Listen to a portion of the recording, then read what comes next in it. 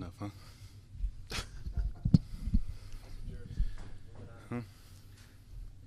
Hey, Bobby. I think I almost mostly just want to ask how is Jaden getting more annoying and annoying as the weeks go on, but I'll skip that. We don't have enough time for that. What's it like for you? You obviously have been at this level before your rookie season. You guys went all the way to the Super Bowl. How do you look at? I don't know if you look back or not, but if you look back to that time for you as a rookie, first year getting into this, to how you saw the world then versus how you kind of see this opportunity now? Well, rookie year we lost to Atlanta, and then the next year we went to the Super Bowl, and that following year we went to the Super Bowl, and you would have told us that we were going to go to the Super Bowl every year, just the way that our connection was, how we felt. Obviously that didn't happen, and so I think there's a level of appreciation for being in this position, understanding it's not easy to get here, and finding a balance between being able to be in the moment and embrace and enjoy everything that's going on, but at the same time understanding that the job's not done yet, and there's a lot more beautiful things on the other side if you're able to come out with that win. Hey, Bobby, I know he alluded to it, but I do want to ask, how has your relationship, your friendship with Jaden developed over these past couple months if you guys have started pushing toward the postseason and a potential championship? Man, I just think we challenge each other in different ways. I think a lot of you guys see us playing around a lot and talking a lot of trash, but I just think it's just been a really cool relationship that's kind of developed over a long time, and it's fun coming to work. It's fun poking fun at them, and gotta treat him like the child he is, Bobby, Cliff Kingsbury said a great quote earlier today about how there was a belief outside these walls that veteran players like yourself, Zach Ertz, came to Washington to die. Basically, kind of play out the string, play out the career. Cliff said that, not me. It's aggressive. So, with that being said, how much pride do you take in the fact that you've been a huge part of the solution to help turn this thing around? Yeah, I don't think I looked at it that way. I think when we got here, we knew that there was a good group of people here. We knew that there was a great leadership starting from the ownership group to Coach Quinn and the coaching staff that he established. And, we knew if we were able to get guys to buy in and believe in the culture and believe in the change that we could do something special. And I don't think anybody knows how long something will take, but the quicker you believe in the people around you, the faster things tend to turn around. So I think that's what you're seeing. You're just seeing a bunch of guys that believe in one another, that trust one another every game, whether it's, we up by a lot or down or, we have to figure out a way to win. You see us come together closer and closer, and our belief gets stronger. And we don't really pay attention to what the outside says. Outside is going to say a lot of things. I mean, I remember we were going through a stretch where we weren't winning any games, and, you guys would have thought it was the end of the world. And it wasn't like that for us in here. We knew that we had the pieces. We knew that we weren't executing the way that we wanted to execute, and if we were able to solve those issues and the things that we were doing, we would be fine. And, here we are sitting in a good position to still correct some of those things that we can correct and be where we want to be. In this game on Sunday, the Eagles are going to want to feed Saquon Barkley. How do you try to contain that dude? I think that's it. You just try to contain him. I think this is going to be a game of discipline. If you watch all the games, even the last game, they did a pretty decent job for the most part, but he's waiting for that one person to pop out of the gap. He's waiting for that one person to be undisciplined, and as soon as he sees it, and he's gone. And so that's going to be our challenge, is to be disciplined the whole time, the whole game, understanding that he has the ability and the talent to break a run at any given point, and we just need to make sure that don't happen. Bobby, along those lines, is it hard to be that disciplined when you also have a quarterback who can do what he does running the ball? Yeah, it makes it difficult. I mean, they have a great O-line. Obviously, when you add the quarterback into the mix, it makes it tough because you have pullers, you have things that test your discipline, you have things that they're doing with your eye discipline, and then they also, have some pretty good receivers on the outside. So, this is a good team, but the more disciplined team will win this game, in my opinion. What makes Dan so good at having the same messaging, where you guys, the coaches, everybody sort of seems to say the same thing, believe the same thing? What is it about Dan that allows him to really establish that messaging? I think that's it. Like, I think the whole group believes in him and believes in what he's saying. You can feel like how authentic it is. Like, that's him. And so when you have somebody like that and that believes in what they do and practices what they do, like, you see he lives it, and it's easy to follow someone who is living what they're saying. And so I think that's just what it is. It's understanding the mentality of this team that, no matter where we at, no matter what time we play, whether it's cold, hot, whatever, you're gonna get our best. And it's fun playing for somebody like that. And when did you know Jaden was legit? Was there a moment, a game, anything?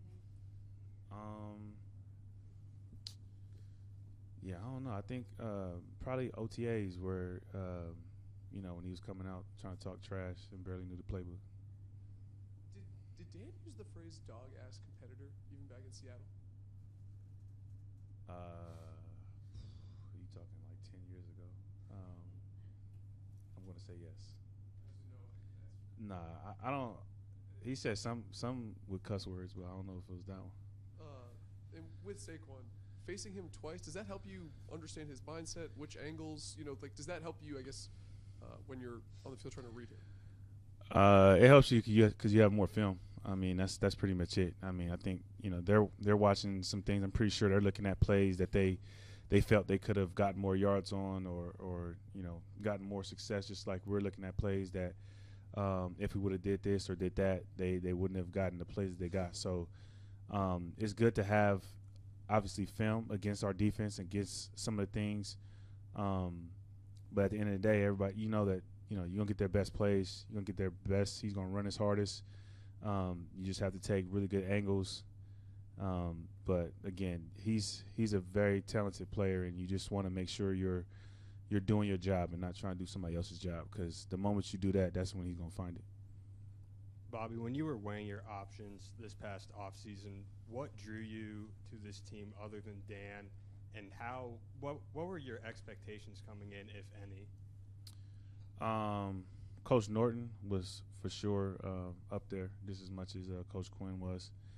The opportunity to come east, I don't think I was open to it until that point.